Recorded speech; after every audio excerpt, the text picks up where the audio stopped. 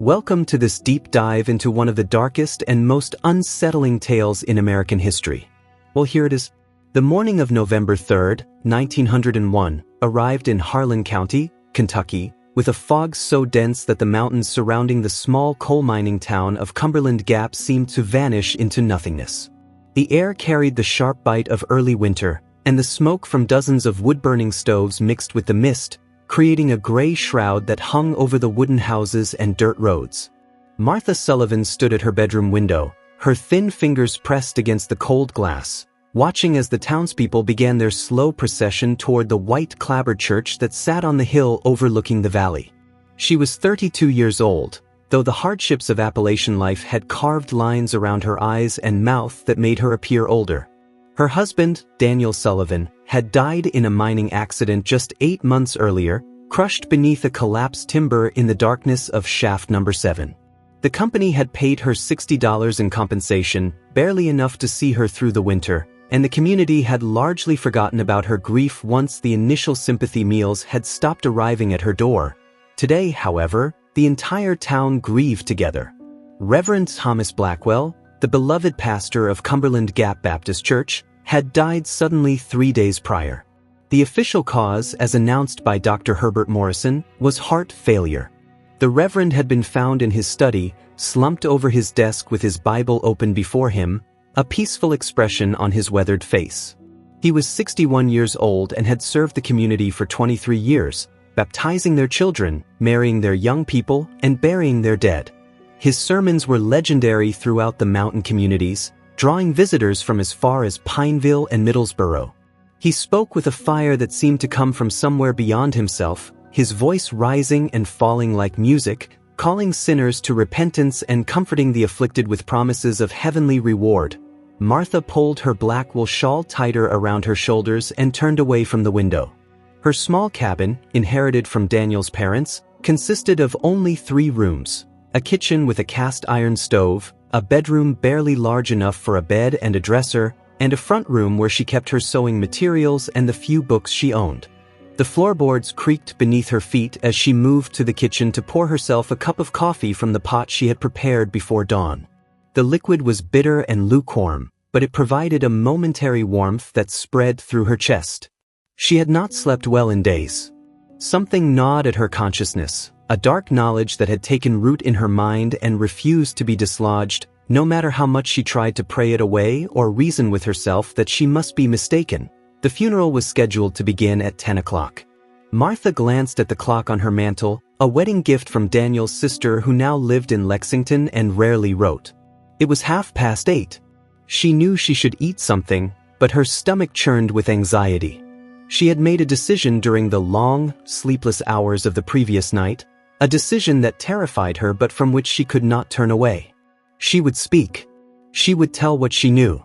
The consequences might be severe, she might be shunned or worse, but her conscience would no longer allow her to remain silent. Daniel had taught her that truth mattered more than comfort, that righteousness demanded courage even when courage felt impossible. She had failed him in many ways during their 7 years of marriage, being too passive, too willing to accept the injustices that surrounded them, but she would not fail him in this. Martha dressed carefully in her mourning clothes, the same black dress she had worn to Daniel's funeral and to a dozen other burials in the past year. Death was common in the mountains. Mining accidents, influenza, childbirth complications, and simple infections that could not be treated properly claimed lives with regularity. The dress was worn at the elbows and the hem was frayed, but it was clean and pressed. She pinned her dark hair back into a tight bun, allowing no loose strands to escape. Her hands trembled slightly as she fastened the small silver brooch that had belonged to her mother to her collar. In the cracked mirror above her dresser, she examined her reflection. Her face was pale, her gray eyes shadowed with exhaustion, but her jaw was set with determination. She looked like a woman preparing for battle rather than a funeral. The walk to the church took 20 minutes along muddy roads that wound between rows of identical company houses painted in fading white and gray. Cumberland Gap existed primarily to serve the coal mines that honeycombed the mountains, and nearly every family in town depended on the mines for their survival. The company owned the houses, the store, and even influenced the church through generous donations. Reverend Blackwell had always walked a careful line between spiritual independence and practical necessity, never directly challenging the mine owners but occasionally offering veiled criticisms of unsafe working conditions or unfair labor practices. The miners respected him for this, sensing that he did what he could within the constraints of his position. As Martha approached the church, she saw that the entire community had turned out for the service. Wagons and buggies lined the road, and groups of men stood outside smoking pipes and speaking in low voices. The women had already entered the building, filling the wooden pews that could seat perhaps 200 people. Martha noticed Constable James Whitfield standing near the entrance, a large man with a gray beard and shrewd eyes that missed little. He nodded to her as she passed, and she returned the gesture, feeling his gaze follow her as she climbed the steps. Inside, the church was warm from the press of bodies and the heat of the wood stove in the corner. The air smelled of damp wool, tobacco, and the pine boughs that had been arranged around the simple wooden coffin at the front of the sanctuary. Martha found a seat near the back, squeezing in beside Eleanor Hayes, a widow of similar age whose husband had died in the same mining accident that killed Daniel. Eleanor greeted her with a sad smile and pressed Martha's hand briefly before turning her attention back to the front of the church. The coffin was closed, which struck Martha as unusual. In mountain tradition, the body was typically displayed so that mourners could pay their final respects, but Dr. Morrison had advised against it, citing the rapid deterioration that sometimes occurred in cases of sudden heart failure. Martha studied the coffin from her distant vantage point, noting the quality of the wood and the brass handles, far superior to the pine box in which Daniel had been buried. The church had spared no expense for their beloved shepherd. The service began with hymns sung without instrumental accompaniment, as was the Baptist custom in these parts. The voices of the congregation rose in mournful harmony, filling the small building with ancient words of faith and hope. Martha mouthed the words but could not bring herself to sing. Her throat felt constricted, as though an invisible hand were squeezing it shut. She watched as Deacon Robert Caldwell, a prominent mine supervisor who served as the church's lay leader, stepped forward to deliver the eulogy. He was a man of about 50, well-fed and prosperous by local standards, with a round face and thinning hair combed carefully over his balding crown. His suit was store-bought rather than homemade, marking him as someone of means in this poor community. Caldwell spoke at length about Reverend Blackwell's dedication to the ministry, his tireless work among the sick and dying, his wisdom in counseling troubled souls, and his unwavering commitment to biblical truth. He recounted stories of the Reverend's early days in Cumberland Gap, when the church had been little more than a rough log structure and the congregation numbered fewer than 30. Through his vision and leadership, the church had grown and prospered, eventually constructing the fine building in which they now sat. The Reverend had married nearly every couple in town, baptized hundreds of converts in the cold waters of Yellow Creek, and preached thousands of sermons that had shaped the moral and spiritual character of the entire community. His loss, Caldwell declared, was immeasurable, and his legacy would endure for generations. As the deacon spoke, Martha felt the weight of eyes upon her. She glanced to her right and saw Agnes Pritchard, the doctor's housekeeper, staring at her with an expression of barely concealed hostility. Agnes was a woman of about 45, thin and sharp-featured, known throughout the town for her fierce loyalty to those she served and her equally fierce condemnation of those she deemed unworthy. Martha had encountered her several times in recent weeks, and each encounter had left her with the distinct impression that Agnes knew something, suspected something, and resented Martha's presence. Now, sitting in the church during the Reverend's funeral, that resentment seemed to have intensified into open animosity. Martha forced herself to look away, focusing instead on the stained glass window behind the pulpit that depicted Jesus as the Good Shepherd, surrounded by sheep in a green pasture. After the eulogy, Dr. Morrison rose to offer some brief remarks. He was a man of about 55, educated at the University of Louisville and one of only 2 physicians serving the entire county. His hair was white, his manner courteous and professional, and his standing in the community was second only to the Reverend himself. He spoke about the Reverend's good health in recent years, noting that the heart attack had come without warning and that such sudden deaths, while tragic, were not uncommon in men of advancing age. He praised the Reverend's moderation in all things, his abstinence from alcohol and tobacco, his regular habits of sleep and exercise, and his generally robust constitution. The heart, Morrison explained in simple terms for the benefit of the uneducated congregation, was a mysterious organ that could fail without visible signs of disease. They should take comfort in knowing that the Reverend had not suffered, that he had passed peacefully in the midst of his sacred work, and that he was now in the presence of the Lord he had served so faithfully. Martha's hands clenched into fists in her lap. She felt a wave of nausea rising in her throat and had to force herself to breathe slowly and deeply to prevent herself from being sick. Everything Morrison said was a lie, or at least a careful construction designed to hide the truth. She knew this with absolute certainty because she had been there. She had seen what others had not seen. And now, as she sat in the church listening to these pious speeches and watching the community mourn a man they believed to be a saint, she understood that the moment of decision had arrived. She could remain silent, allowing the lies to stand unchallenged, or she could speak and face whatever consequences followed. The service concluded with a final hymn and a prayer offered by Deacon Caldwell. The pallbearers, 6 strong miners selected for the honor, lifted the coffin and carried it down the center aisle toward the door. The congregation rose and began to file out behind them, preparing for the short procession to the cemetery that adjoined the church property. Martha remained seated, her heart pounding so violently that she could hear the blood rushing in her ears. Eleanor touched her arm and asked if she was feeling well. Martha nodded without speaking, and Eleanor moved past her to join the others. Within minutes, the church had emptied except for Martha and a few stragglers gathering their belongings. Outside, Martha could hear the sound of the funeral procession beginning its slow march up the hill to the cemetery. She stood on trembling legs and walked to the front of the church, stopping before the empty space where the coffin had rested. The pine boughs were still there, their sharp scent filling her nostrils. She closed her eyes and whispered a prayer, asking for strength and wisdom, asking for protection from what was to come, asking for forgiveness if she was wrong and for courage if she was right. Then she turned and walked quickly to the door, emerging into the gray November morning with her decision made. She would go to the cemetery. She would wait until the burial was complete. And then she would speak the name of Reverend Thomas Blackwell in a way that no one expected and that everyone would be forced to hear. The cemetery occupied a sloping hillside behind the church, surrounded by a low stone wall that had been built by the congregation's men in the early days of the settlement. Wooden crosses and simple headstones marked the graves of miners, their wives, and countless children who had not survived infancy.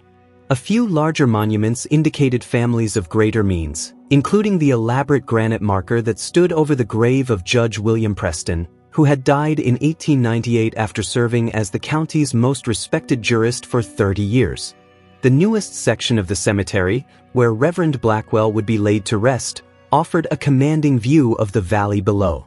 On clearer days, one could see for miles across the forested ridges that characterized this remote corner of Kentucky. Martha joined the crowd gathered around the open grave. The pallbearers had lowered the coffin into the earth using thick ropes, and it now rested at the bottom of the rectangular pit that had been dug the previous afternoon. Deacon Caldwell stood at the head of the grave, his Bible open in his hands, preparing to read the traditional words of committal. The mourners formed a semicircle around the grave, the men removing their hats, the women dabbing at their eyes with handkerchiefs. Martha positioned herself near the back of the crowd, partially hidden behind the broad figure of Samuel Porter, one of the mine's foremen. From this vantage point, she could observe without being too conspicuous, though she noticed Agnes Pritchard glancing in her direction repeatedly, her eyes narrowed with suspicion.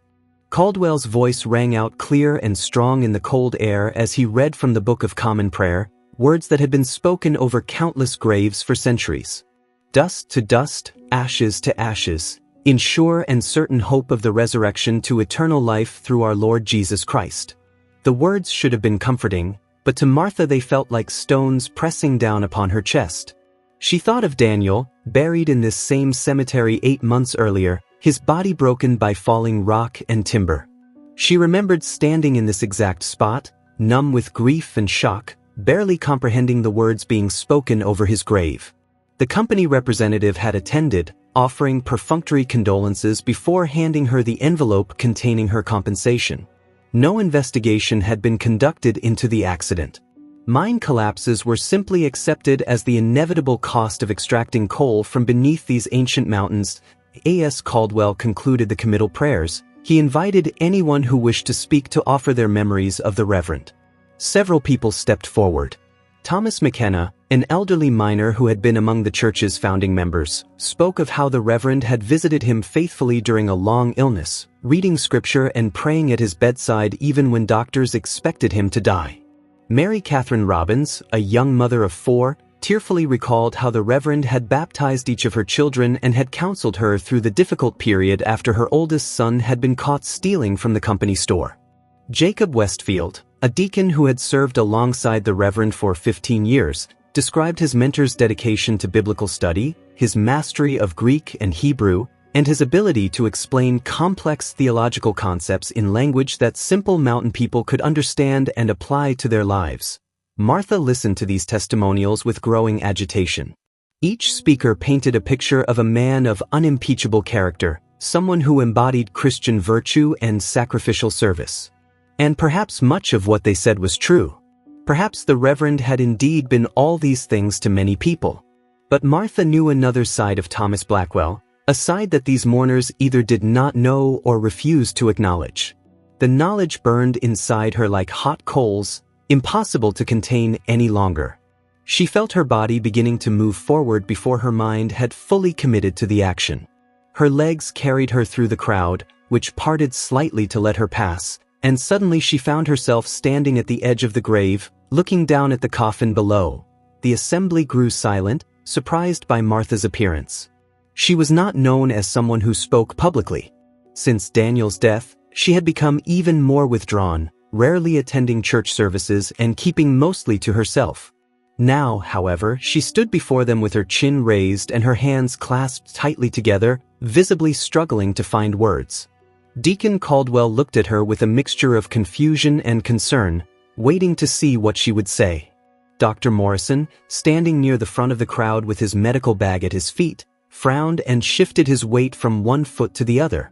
Constable Whitfield, who had positioned himself at the edge of the cemetery as though expecting trouble, moved closer, his hand resting on the billy club at his belt. Martha's voice, when she finally spoke, was quiet but steady, carrying across the hushed assembly with surprising clarity.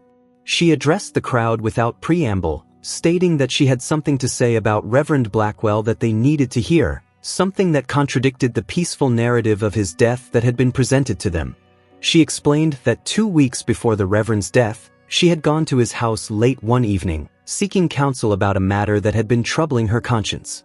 The matter concerned irregularities she had observed in the distribution of church charity funds, which were supposed to benefit widows like herself but which seemed to be directed primarily to families with connections to the mine supervisors and company officials.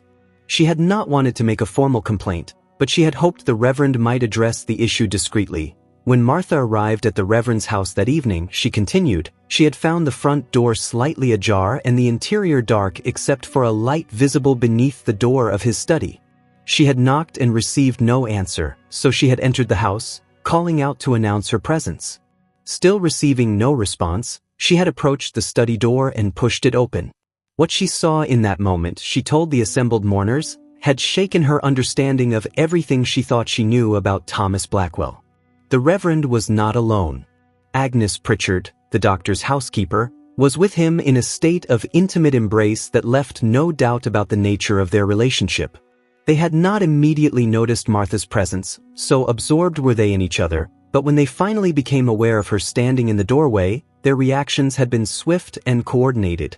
The crowd erupted in shocked murmurs and angry protests. Several women gasped audibly.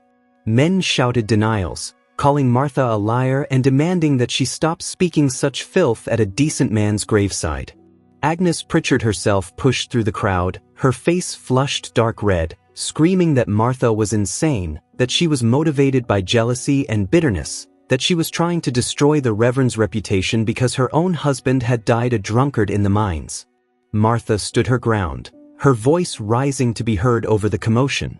She insisted that she was telling the truth, that she had seen what she had seen, and that what happened next made everything even worse. The Reverend and Agnes had threatened her, she said.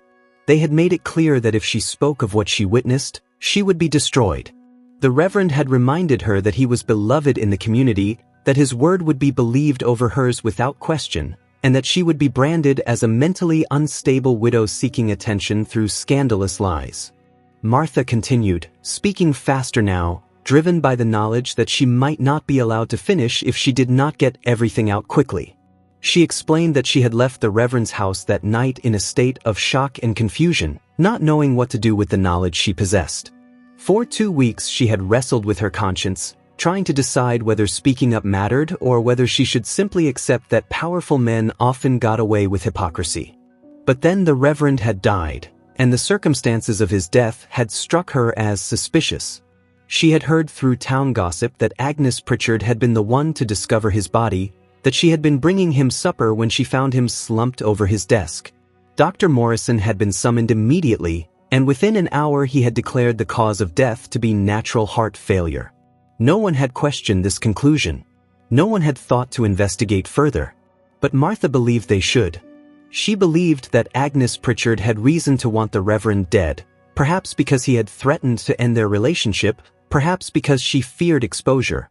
And she believed that Dr. Morrison, who employed Agnes and who had much to lose if scandal touched his household, might have been motivated to provide a convenient diagnosis without conducting a thorough examination.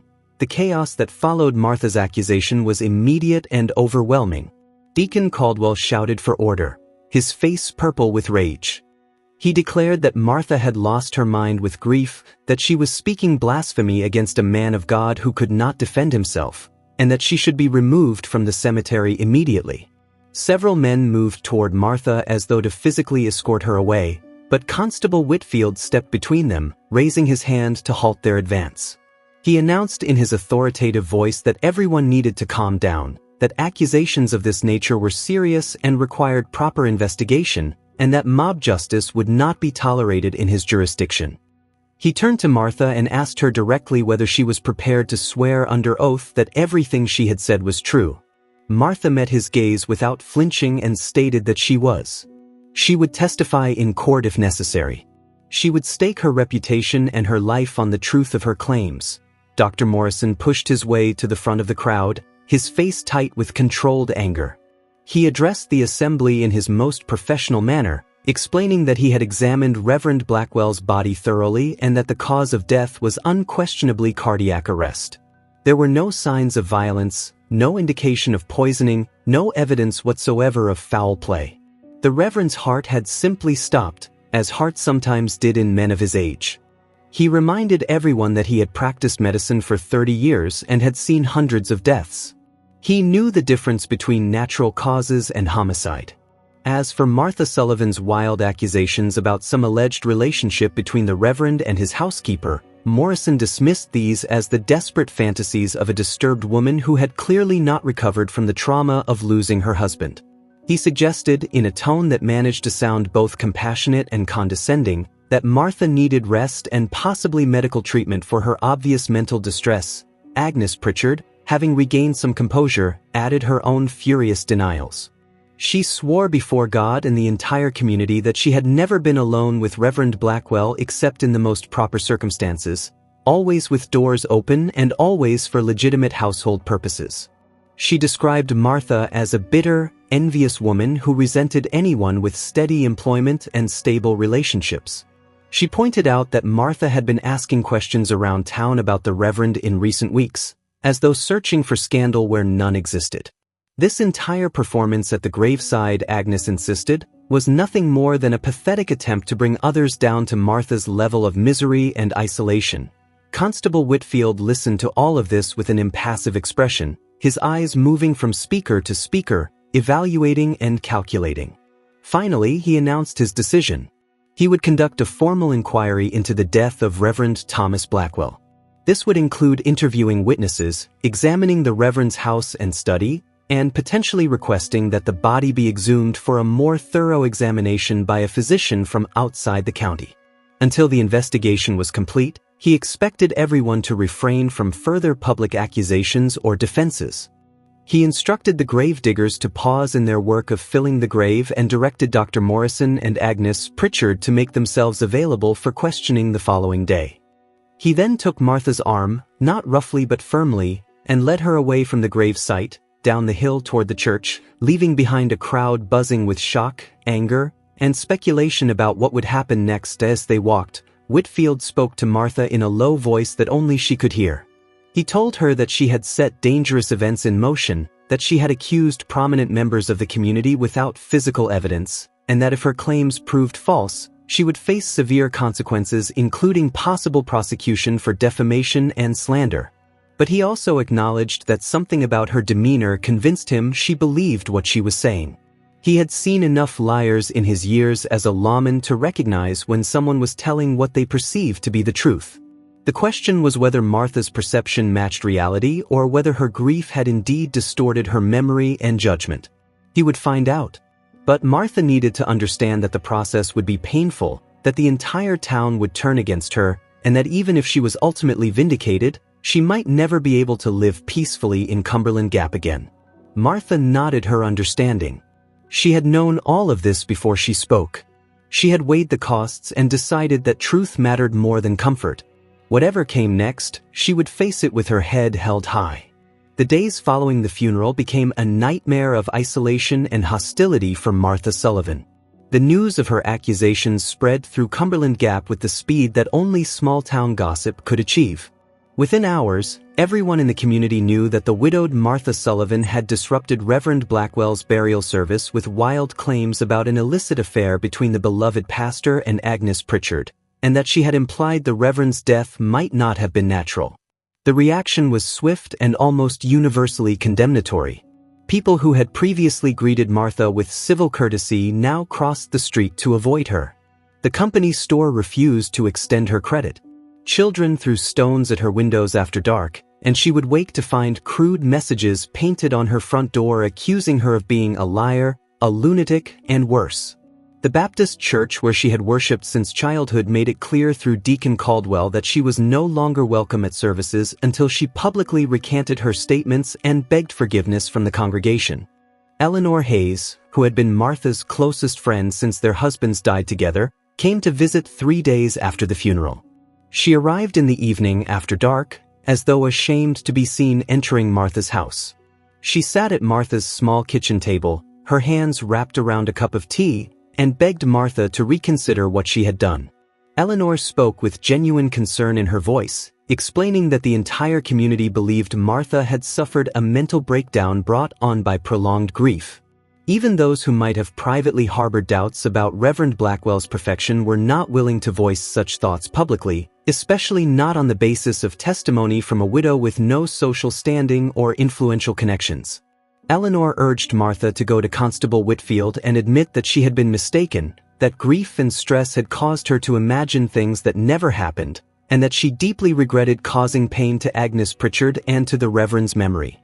If Martha would do this, Eleanor said, the community might eventually forgive her and allow her back into their fellowship. If she persisted in her accusations, she would be permanently ostracized, unable to find work, unable to maintain her home, and possibly even committed to the state asylum for the insane. Martha listened to her friend's plea with a heavy heart. She understood that Eleanor was trying to help, operating from a place of genuine friendship and concern. But she could not do what Eleanor asked. She could not lie and say she had imagined what she clearly saw.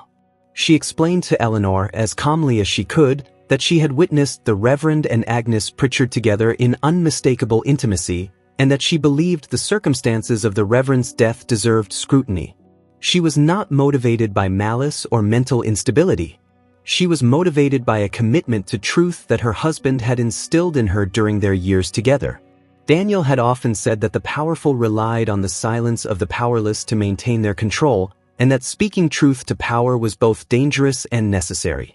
Martha would not dishonor his memory by backing down now, regardless of the personal cost. Eleanor left that evening with tears in her eyes, saying that she could not continue their friendship if Martha insisted on pursuing this destructive path. Martha watched from her window as Eleanor hurried down the muddy road toward her own cabin, and felt the full weight of her isolation settling over her like a physical burden. She was now truly alone in a community that had turned against her en masse. The only person who seemed willing to give her claims any consideration was Constable Whitfield, and even his interest appeared to be motivated more by professional duty than by personal conviction. Whitfield conducted his investigation with methodical thoroughness despite facing considerable pressure to abandon it. He interviewed Martha multiple times, pressing her for every detail of what she claimed to have seen and heard. He visited the Reverend's house, examining the study where the death had occurred and searching for anything that might corroborate or contradict Martha's account. He spoke with Agnes Pritchard, who maintained her complete innocence and portrayed herself as the victim of a vicious slander campaign. He interviewed Dr. Morrison, who reiterated his professional opinion that the Reverend had died of natural causes and expressed his concern that Whitfield was wasting valuable time and resources on a baseless investigation. The constable also spoke with neighbors who lived near the Reverend's house, asking whether they had observed anything unusual in the weeks before his death, any comings and goings that seemed out of the ordinary, any relationship between the Reverend and Agnes that might have appeared inappropriate. Most people told Whitfield exactly what he expected to hear, that Reverend Blackwell had been a model of propriety, that Agnes Pritchard was a respectable woman who performed her household duties efficiently and maintained appropriate boundaries, and that Martha Sullivan was a troubled individual seeking attention through false accusations. However, Whitfield did uncover a few interesting pieces of information that gave him pause.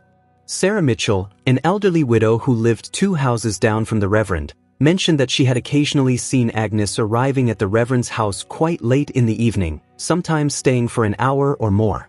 When Whitfield asked why Agnes would visit so late, Sarah explained that the Reverend often worked on his sermons and correspondence until late at night, and that Agnes sometimes brought him supper or helped with household tasks that had been neglected during the day. There was nothing scandalous in this, Sarah insisted, but she did admit that it had struck her as somewhat unusual for a single woman to be spending so much time alone with a widowed pastor. Whitfield also spoke with Timothy Franklin, a young man who worked as a clerk in the company store and who had a reputation for being observant and discreet. Timothy revealed that he had once made a delivery of groceries to the Reverend's house and had accidentally walked in on what appeared to be an argument between the Reverend and Agnes. They had been in the kitchen, speaking in heated whispers, and had fallen silent immediately when Timothy entered. The Reverend had seemed annoyed by the interruption, and Agnes had appeared flustered and upset. Timothy had thought little of it at the time, assuming they were simply discussing some household matter, but in light of Martha's accusations, he wondered whether there might have been more to the scene than he had initially assumed. Timothy was careful to emphasize that he had no concrete evidence of wrongdoing and that he remained loyal to the Reverend's memory, but he thought Whitfield should know about the incident.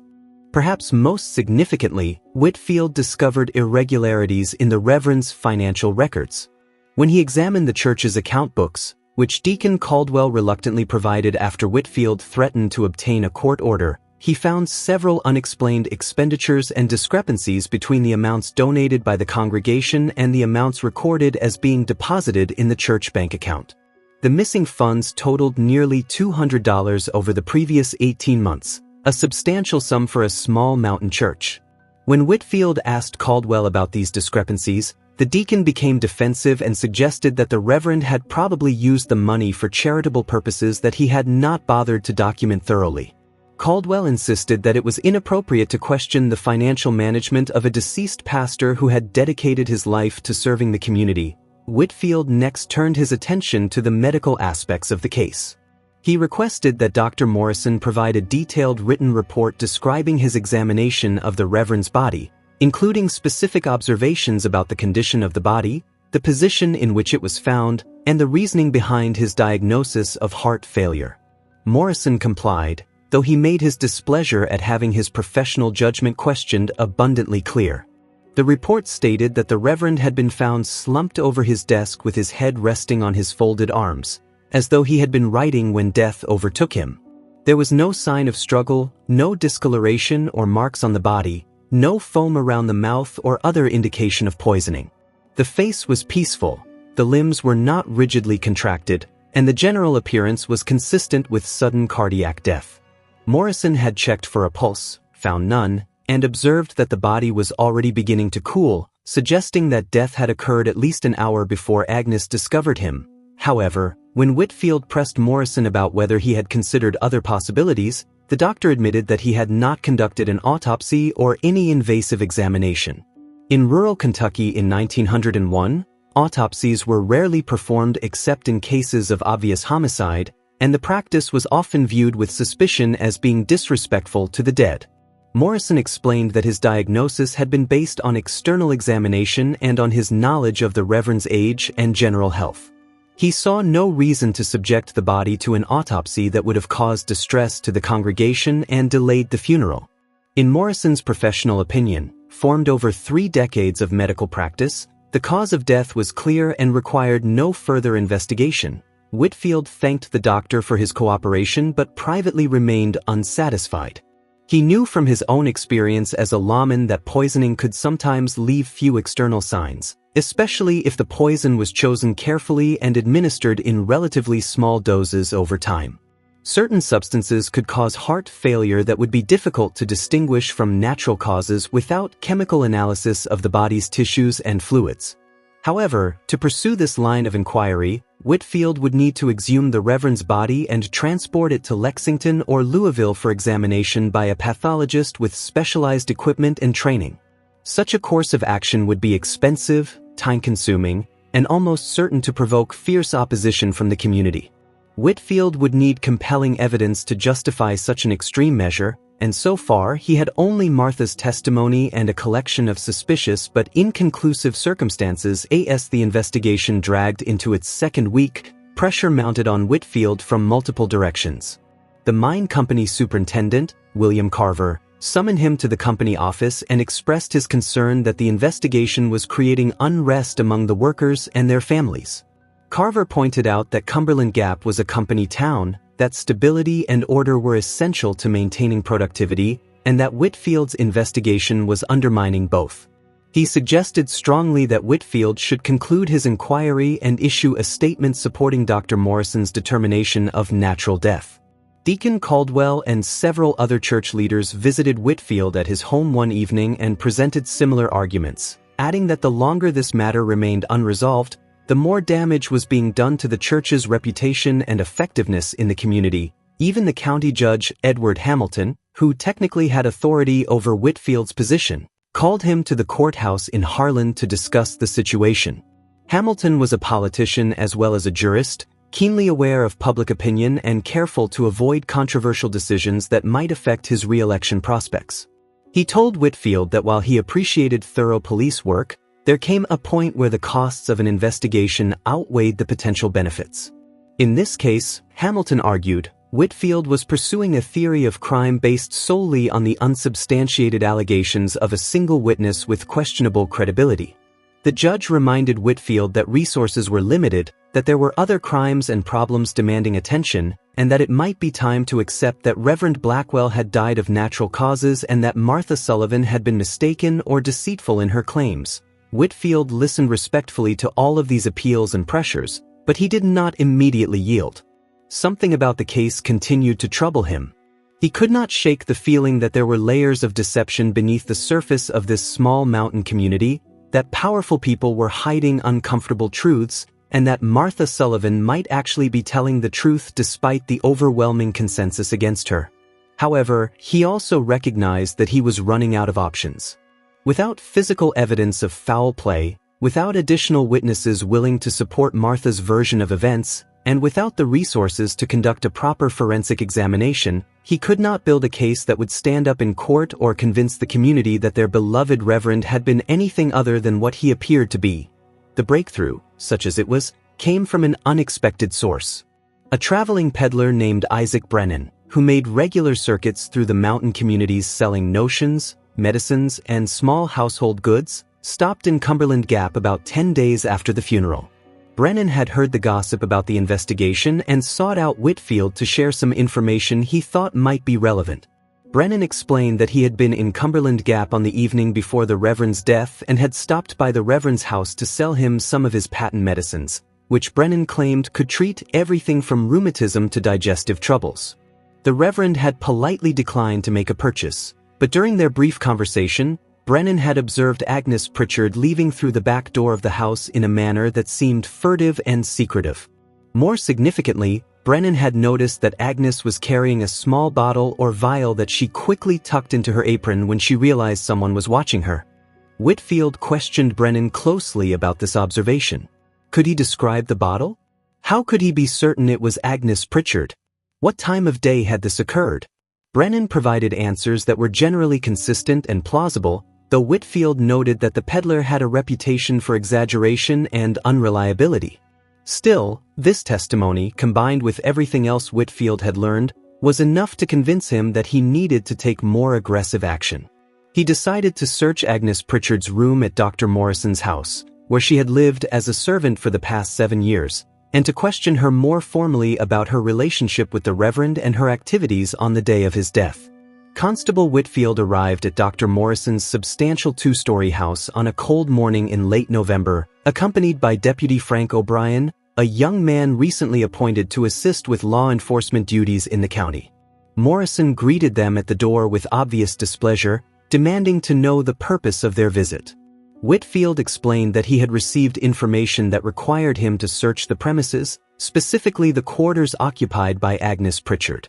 Morrison protested vehemently, arguing that Whitfield was overstepping his authority, that he had no warrant and no legitimate grounds for such an intrusive action, and that he was harassing innocent people based on nothing but malicious gossip.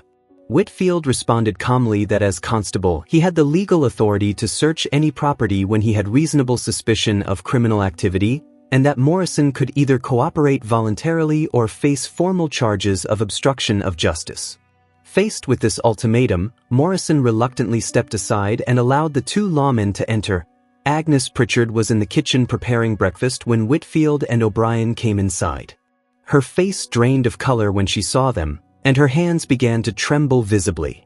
Whitfield informed her that he would be searching her room and that she was not to interfere with this search or attempt to remove or conceal any items. Agnes started to protest, but Morrison placed a hand on her shoulder and advised her to remain silent and allow the constable to do his job.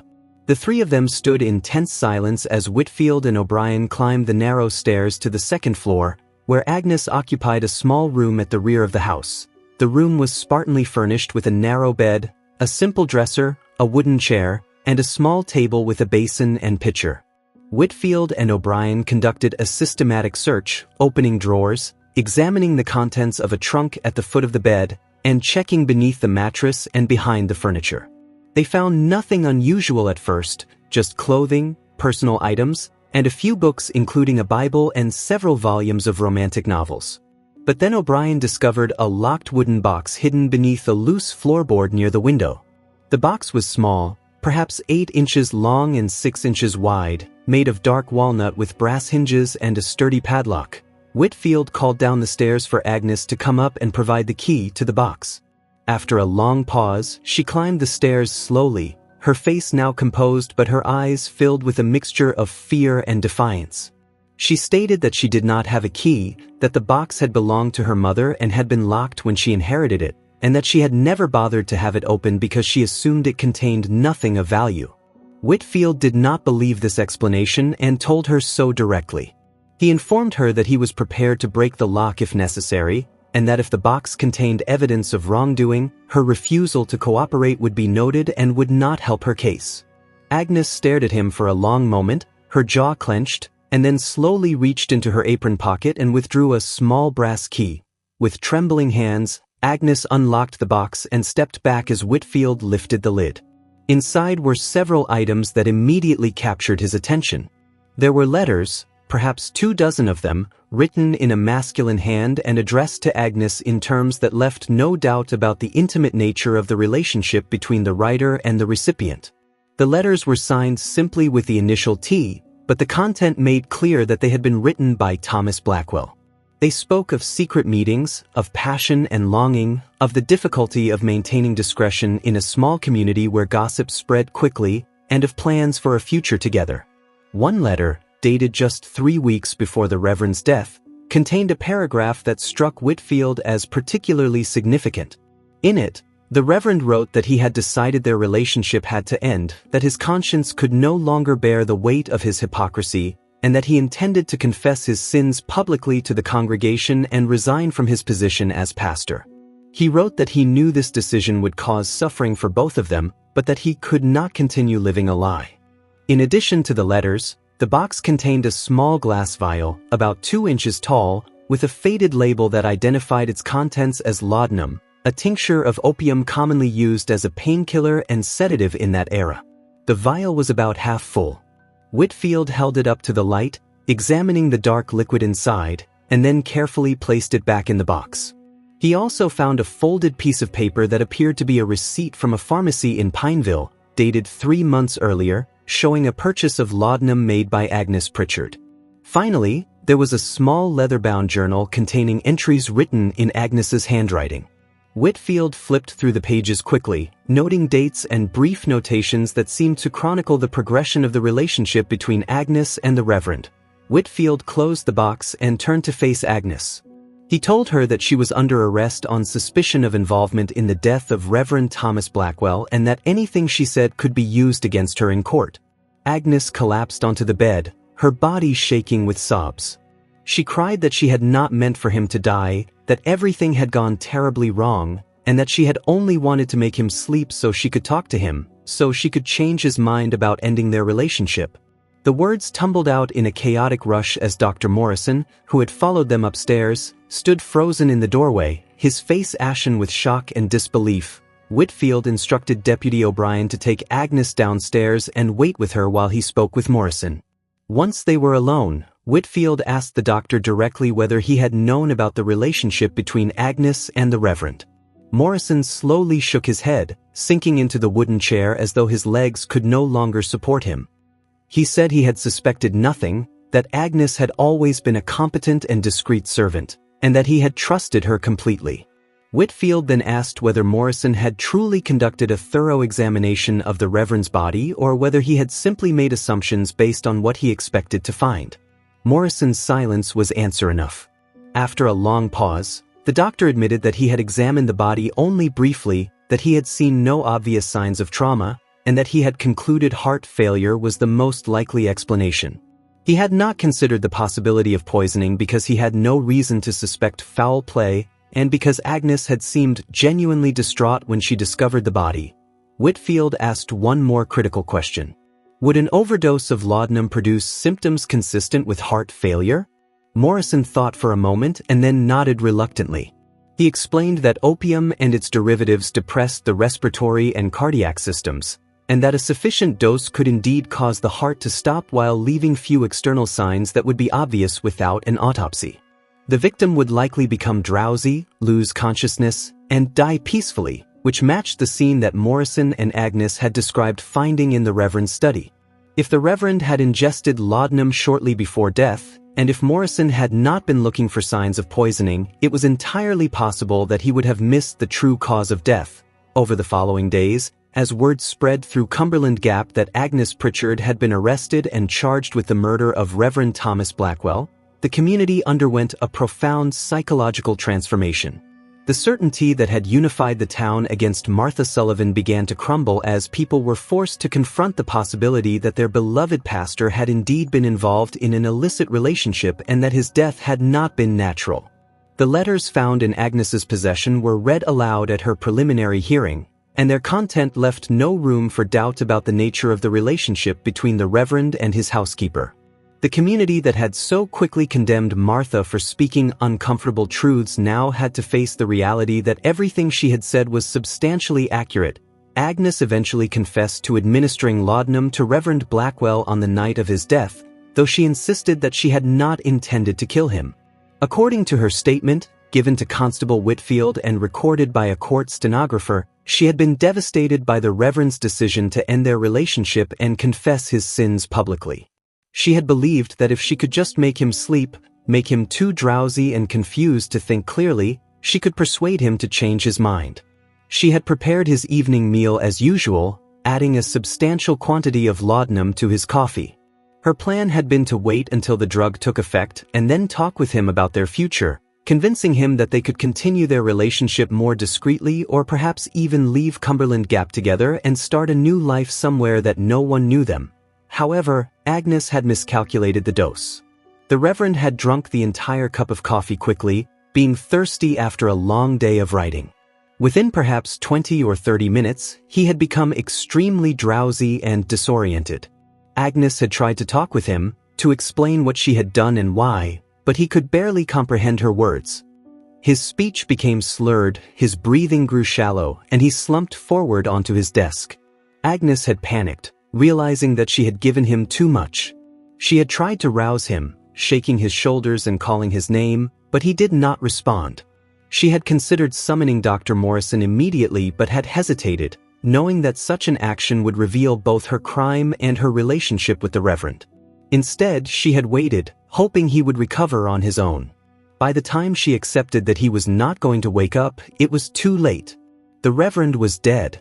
Agnes had then staged the scene to appear as though the Reverend had died of natural causes while working at his desk. She had removed the coffee cup and washed it, disposing of the remaining liquid. She had arranged his body in a peaceful position, with his head resting on his arms as though he had simply fallen asleep. She had waited an additional hour, wanting to ensure that the body had cooled sufficiently to suggest that death had occurred earlier than it actually had. Then she had gone to fetch Dr. Morrison, performing the role of the distraught servant who had discovered her employer's tragic but natural death. Her performance had been convincing enough that Morrison had not questioned her account or conducted the kind of careful examination that might have revealed the truth.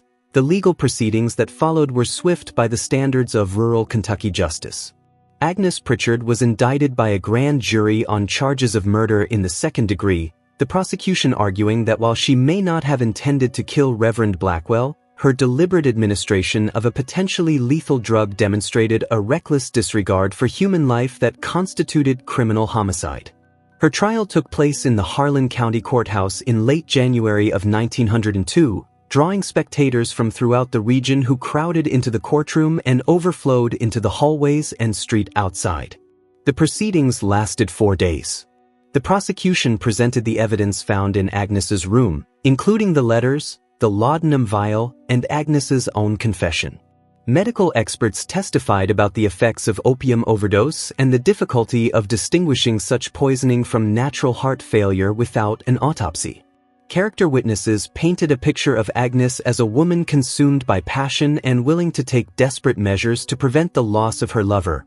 The defense attorney, a young lawyer named Charles Patterson who had been appointed by the court because Agnes could not afford private counsel, did his best to argue that Agnes had not intended to kill the Reverend and that her actions constituted manslaughter at worst rather than murder. He emphasized that Agnes had administered the laudanum in a misguided attempt to facilitate conversation, not to end the Reverend's life, and that the fatal outcome was the result of an error in judgment rather than malicious intent. He called witnesses who testified to Agnes's previous good character, her years of faithful service to Dr. Morrison, and her genuine love for the Reverend as evidenced by the letters. He argued that Agnes should be viewed as a victim herself, a woman of limited education and social standing who had been seduced by a powerful man and then abandoned when he decided to prioritize his reputation over their relationship. The jury, composed of 12 men from various parts of Harlan County, deliberated for nearly 8 hours before returning their verdict. They found Agnes Pritchard guilty of murder in the second degree, accepting the prosecution's argument that her actions demonstrated sufficient recklessness and disregard for human life to warrant a murder conviction even if she had not specifically intended to cause death.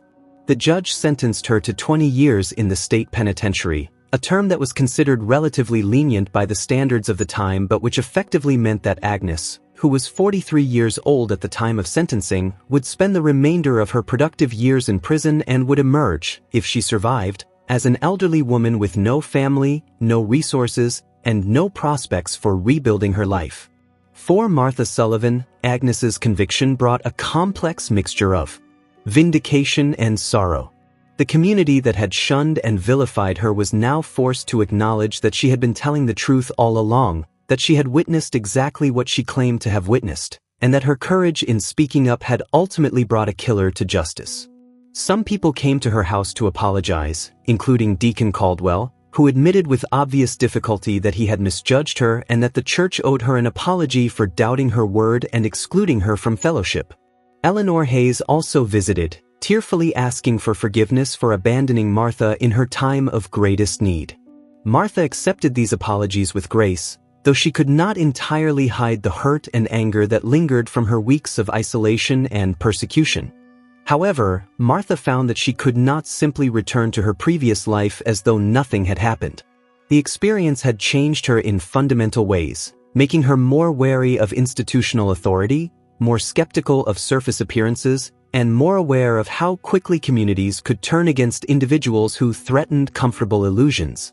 She also found that many people in Cumberland Gap could not quite forgive her for being right. Her vindication had come at the cost of shattering the community's image of itself and its spiritual leader, and some people subconsciously blamed Martha for this loss of innocence even while acknowledging that she had only spoken the truth. The whispers and sidelong glances continued, though they now carried undertones of resentment rather than contempt. In the spring of 1902, Martha made the decision to leave Cumberland Gap. She sold her small cabin to a mining family recently arrived from Virginia and used the money to purchase a train ticket to Louisville, where she had a distant cousin who had agreed to help her find employment and housing. On her final day in the town where she had lived her entire life, she walked up the hill to the cemetery one last time. She stood before Daniel's grave, speaking to him silently about everything that had happened since his death, about the darkness she had uncovered, the price she had paid for honesty, and the uncertain future that lay ahead of her. She told him that she had tried to live according to the principles he had taught her, that she had spoken truth even when it would have been easier to remain silent, and that she hoped he would have been proud of her courage even if that courage had cost her dearly.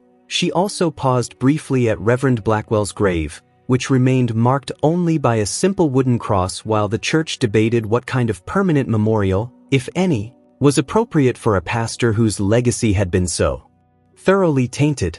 Martha felt no hatred for the Reverend, only a profound sadness that someone who had possessed genuine gifts for ministry and who had helped many people over the years had allowed secret sin to corrupt his character and ultimately lead to his death.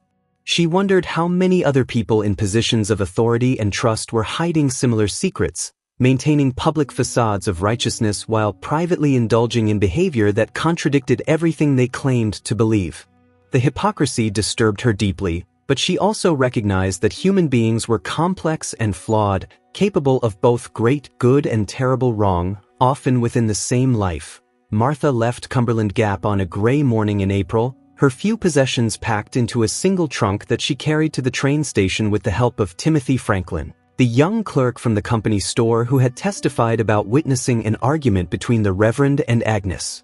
Timothy told her as they waited for the train that he admired her courage and that he hoped someday to have the strength to speak up against injustice the way she had. Martha thanked him for his kindness and told him that courage was not the absence of fear but rather the willingness to act despite fear, and that she had been terrified every moment since the day she spoke at the Reverend's graveside. The train arrived, belching steam and smoke into the mountain air, and Martha climbed aboard, taking a seat by the window.